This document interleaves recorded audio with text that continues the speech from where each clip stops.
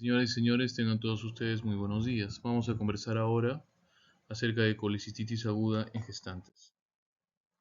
La colicistitis aguda es un problema de salud frecuente, tanto en la población general como en la población gestante, pero en el caso de la mujer embarazada constituye una causa de abdomen agudo que implica mayor relevancia porque puede complicar en alguna medida el embarazo. Sabemos, cuando hablamos de las emergencias del tracto biliar en gestantes, que las causas más comunes de enfermedad de la vesícula biliar durante el embarazo son los cálculos biliares y el lodo biliar, y estos cálculos pueden en algún momento complicarse y dar origen a una colicistitis aguda, lógicamente calculosa. Y dado que el útero se encuentra incrementado de dimensiones, en ese momento en una gran cantidad de mujeres se prefiere el tratamiento conservador, esperar hasta que se produzca el parto para luego de eso planificar una intervención quirúrgica que implique la exéresis de la vesícula biliar, ¿no? Lo que es una colecistectomía, ya, y elegir, dependiendo de las características de estas pacientes, si se hará por vía laparoscópica o se hará por vía convencional.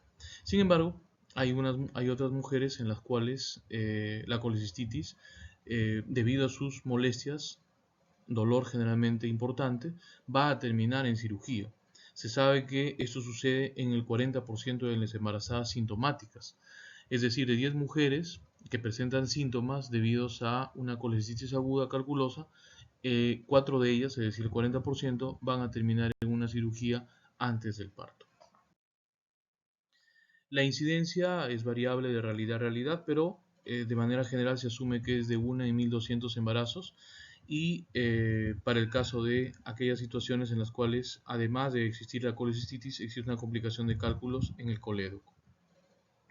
El estudio diagnóstico y el manejo terapéutico de la paciente gestante es compleja y depende de varios parámetros distintos a la población general. Por ejemplo, el estado de salud materno, la gravedad de la enfermedad en el momento en que se diagnostica, si existen o no infecciones concomitantes, por ejemplo una colestasis, la edad gestacional es diferente del primer, el segundo y tercer trimestre, y desde luego el estado de bienestar fetal al momento de hacer el diagnóstico. Como he mencionado, la incidencia de esta enfermedad es variable de realidad a realidad, pero conocemos que al menos el 0.8% de las mujeres con enfermedad de la vesícula biliar se sometieron a colecistectomía en el primer año posparto. Vamos a conversar más adelante que, al igual que otras enfermedades como la diabetes o la hipertensión, se ha observado que cuando las mujeres gestantes desarrollan este tipo de problemas de salud durante el embarazo, muchos de estos problemas persisten después del embarazo y tienden a la cronicidad.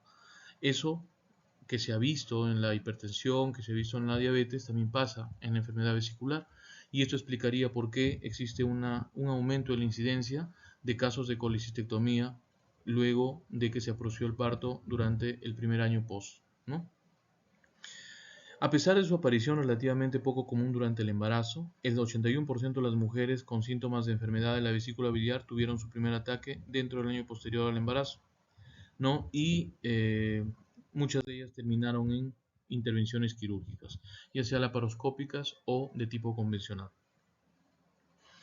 En lo que respecta a la epidemiología de esta enfermedad, se sabe que la colecistitis aguda es la patología quirúrgica relacionada con los cálculos biliares de alta frecuencia y, sin embargo, se puede dividir en varios tipos durante el embarazo, de acuerdo a sus frecuencias. El cólico biliar y la colecistitis aguda representan el 72.7 a 86.3%, la pancreatitis aguda de 3 a 25%, la coledocolitiasis de 6.8 a 7% y la colangitis aguda de 2.6 a 5%.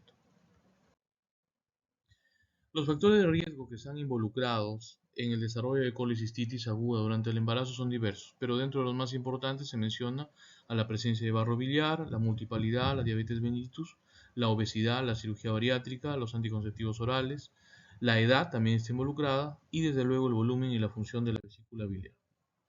Este cuadro que se puede observar acá, este gráfico en realidad lo que hace es presentar el escenario que se da en la gestante. Este cuadrángulo representa el hepatocito, la célula del hígado, y esta molécula que se puede observar en la parte central constituye un receptor de estrógenos. Durante el embarazo, la placenta forma estrógenos y estos estrógenos van hacia esta zona y estimulan la formación de ciertas sustancias químicas, entre ellas el colesterol y las sales biliares.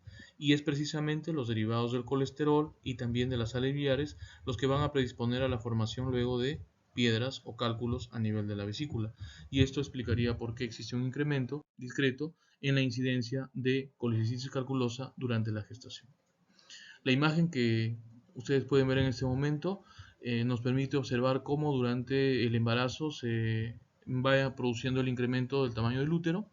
Este incremento es considerablemente importante porque lógicamente va a generar una situación en la cual existe menos espacio a nivel del abdomen, y en caso de que se produzca la necesidad de una intervención quirúrgica, de por sí va a haber una complicación primaria relacionada con ese crecimiento, pues no va a haber suficiente espacio para la maniobrabilidad del cirujano. Sin embargo, sabemos que a pesar de esto, la cirugía se puede realizar sin mayores inconvenientes, especialmente la cirugía de la vesícula, porque si bien el útero crece, como se puede observar en esta segunda imagen, se puede observar encima del útero el colon transverso que está algo elevado de su posición normal por la posición del útero, pero si ustedes observan, acá se ve el hígado y también se ve la vesícula, y el hígado y la vesícula no han cambiado su posición durante el embarazo. Eso es un dato muy importante, porque a diferencia de otros órganos, como por ejemplo el apéndice secal, que sí se modifica de manera considerable durante la gestación, la vesícula normalmente mantiene su misma posición. El cuadro clínico. Los síntomas que se presentan no son distintos a la mujer no gestante. Podemos encontrar el signo de Murphy positivo, podemos encontrar rigidez de los músculos abdominales, lo que nos haría pensar ya en un problema muchas veces de irritación peritoneal. Es posible también encontrar fiebre y taquicardia, aunque estos no son síntomas específicos, pero adicionalmente puede encontrarse vómitos y dispepsia, que algunas veces no son posibles, no se los puede diferenciar de la patología gástrica o pancreática, pero que sin embargo cuando se los ve en su contexto global pueden ayudar para hacer el diagnóstico. Ahora, muchas de esas colecistitis crónicas, de esas colecistitis agudas, perdón, que se presentan durante el embarazo, algunas van con ictericia y otras sin ictericia. Esto es importante para poder establecer los múltiples diagnósticos diferenciales que se presentan en estas situaciones, ¿no? Por ejemplo, ¿cuáles de ellas cursan con ictericia? Las que cursan con ictericia son aquellas en las cuales existe, como diagnóstico diferencial, un conducto biliar común con cálculos, con piedras. La hepatitis también constituye una patología con la que se debe hacer el diagnóstico diferencial. La colistasis intrahepática gestacional, una patología gestacional bastante relevante. La preeclampsia, eclampsia, el síndrome de HELP, que es una complicación de los trastornos hipertensivos del embarazo. Hay hepatopatías crónicas malignas, neoplásicas, la colangitis, la hepatitis vascular, el hematoma hepático. Todos estos de acá son cuadros clínicos que cursan con ictericia y que deben considerarse en el diagnóstico diferencial. Por otro lado, tenemos algunos cuadros que no cursan con ictericia, como por ejemplo la apendicitis aguda, la pancreatitis, la radiculopatía, el herpes zóster, la perihepatitis, el síndrome de Fitzgerald-Curtis, que es una afectación de la enfermedad pélvica inflamatoria en la cual existe alteración de la cápsula del hígado y en la que se produce ciertos cambios tanto estructurales como funcionales a nivel de esta zona del hígado y que se traducen en dolor, y este síndrome también puede ser considerado dentro del diagnóstico diferencial.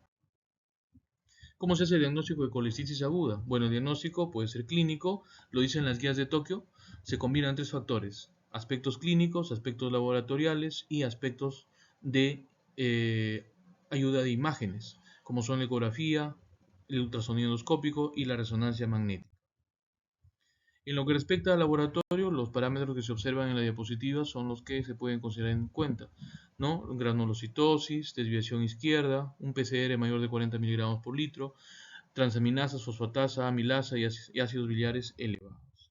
En lo que se refiere al diagnóstico ecográfico, es importante ver estos cuatro aspectos que están en la diapositiva: los cálculos en la vesícula biliar, un engrosamiento de la pared de la vesícula mayor de 3 milímetros, líquido pericolicístico, es decir, alrededor de la vesícula, ¿no? Y el signo ecográfico de Murphy, que no es otra cosa más que el dolor que se desencadena en el hipocondrio derecho luego de que se coloca el transductor en esta zona.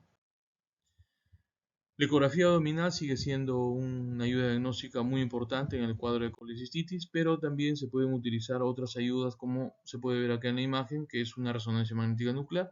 La flecha que estoy señalando acá muestra el útero y dentro del producto gestacional, y en la parte izquierda superior se observan tanto la vía hepática común como los conductos hepáticos izquierdo y derecho, y en esta parte de acá se observa el riñón y el uréter, ¿no? Estas estructuras no deben confundirse. Bueno, en cualquier caso, la resonancia magnética puede ser una ayuda importante. Estas imágenes muestran resonancias magnéticas donde es posible encontrar cálculos en una mujer embarazada. Y en lo que respecta, para terminar la presentación, al tratamiento, bueno, el tratamiento puede ser conservador, como mencioné, en algunos casos se puede esperar hasta que se produzca el parto y recién después de eso generar la planificación de una colecistectomía electiva. Pero en otros casos es necesario hacer la resolución quirúrgica y si se desarrolla esta puede ser de tipo convencional o una COLELAP, es decir, una colecistitis vía laparoscopía. Bueno, hemos revisado los aspectos más relevantes de la colecistitis en gestantes. Les agradezco mucho por su atención. Será hasta una próxima oportunidad. Muchas gracias.